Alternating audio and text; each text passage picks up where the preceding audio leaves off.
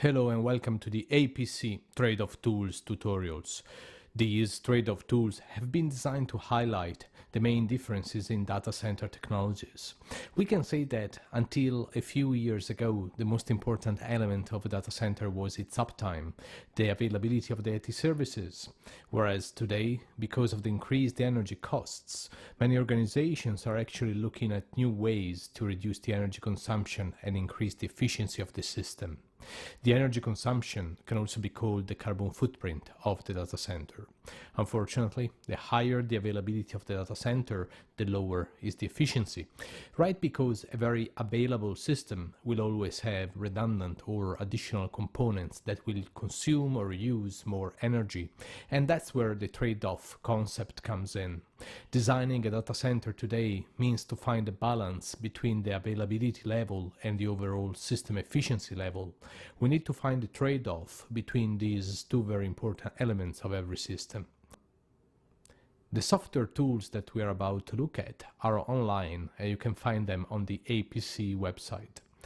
This trade-off tool specifically is probably the most important from a design perspective, as it provides a full panorama of all the possible choices that can be made when approaching the engineering of a data center.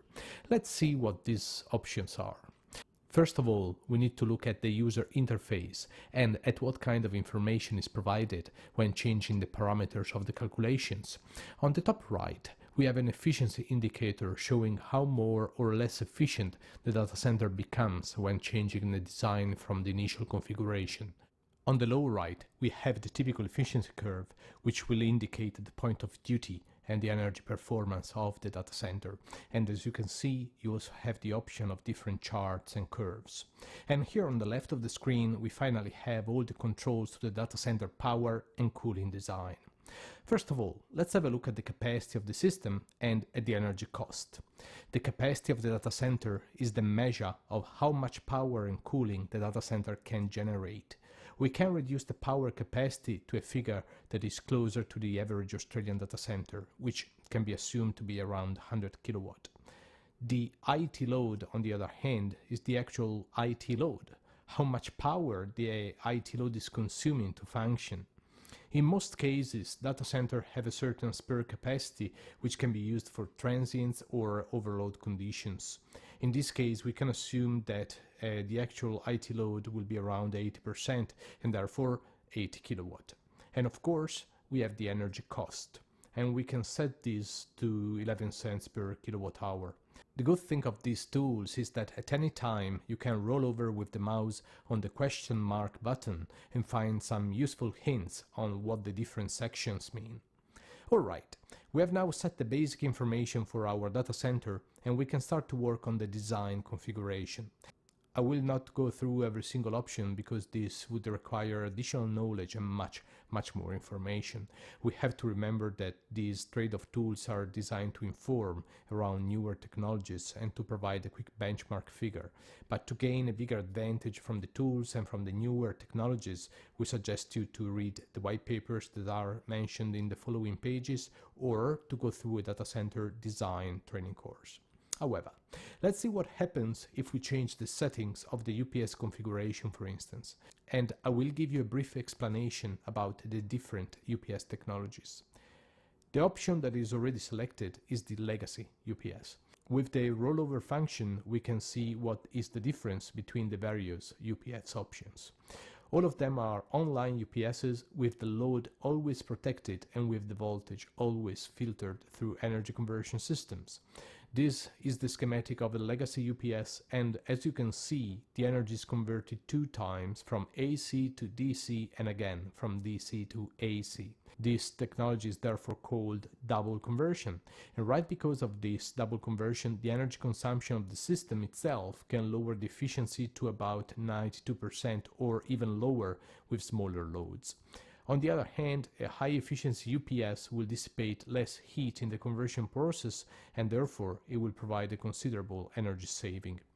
The difference between a UPS with 92% of efficiency and a high efficiency system is in the electronics, in the components, and ultimately in the design of the UPS itself.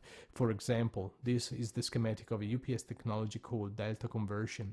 It's a high efficiency system up to 97% of efficiency and works on the principle of converting the voltage only, which is the critical component of every energy distribution system, and to convert a portion of the current. And during normal operation, the current is supplied directly from the mains, creating a very reliable and very efficient power protection and filtration system. Alternatively, we can use modular and scalable UPS solutions.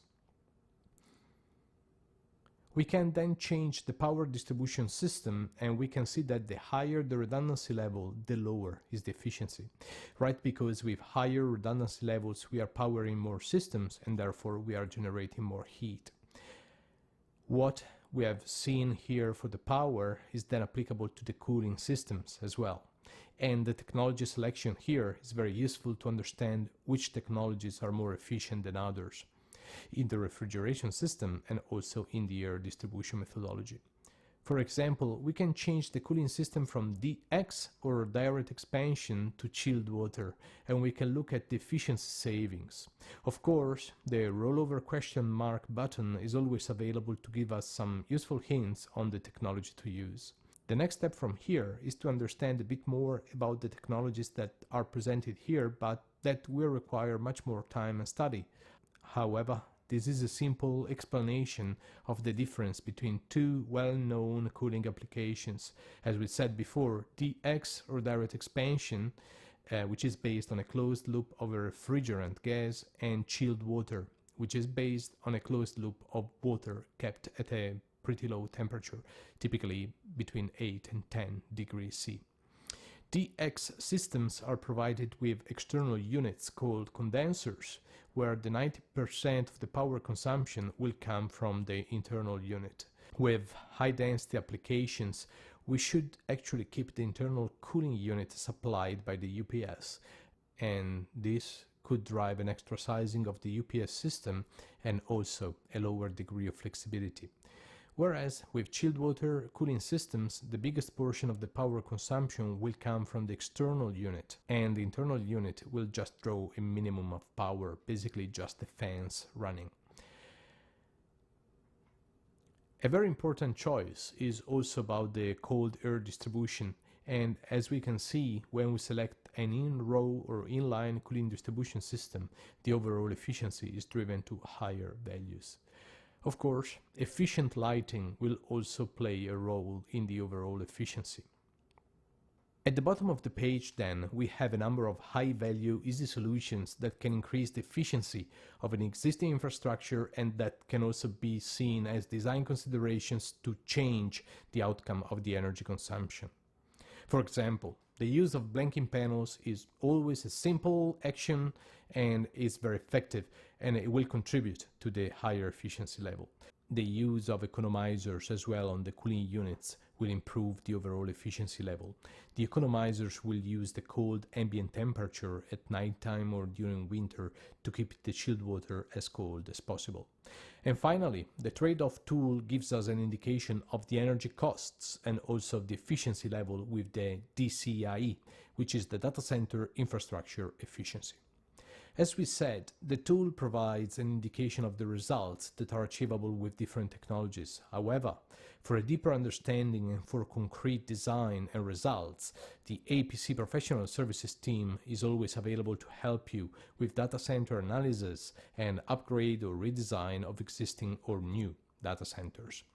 This is all for this tool. If you want to know more about data center technologies, in the next steps page you will find a few references to white papers and technical readings.